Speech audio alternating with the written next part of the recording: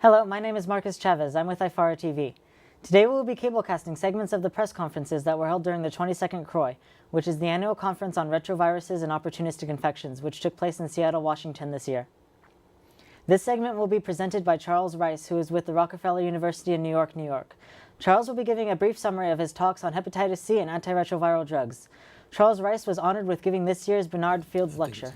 Okay, I'm going to tell you sort of where we are with treating hepatitis C, sort of starting with sort of the history of the realization that there was sort of a serum hepatitis, and give you some of the historical perspective on this, because I think it's been developing for about 100 years.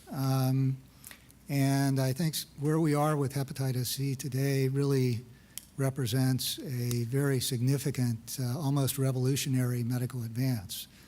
So I think, as many of you know, the virus that was responsible for post-transfusion non-A, non-B hepatitis was discovered in 1989.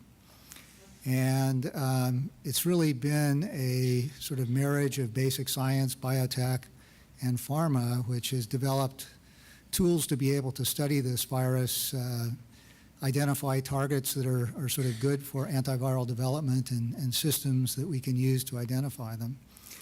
And then I think with the sort of advent of very effective antiretroviral therapy, and the fact that a third of the HIV-infected people are also infected with hepatitis C, and the realization that this was really an opportunistic infection, at least from the HIV standpoint, this has become a very important part of this meeting.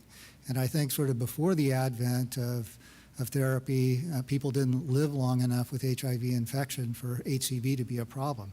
That's dramatically sort of changed now, and I think we're arriving at a point, and I'll sort of summarize the advances associated with this, where in both mono-infected and co-infected people, we can effectively eliminate the virus with efficacies approaching 95%, at least in ideal clinical trials. There are several regimens that are effective.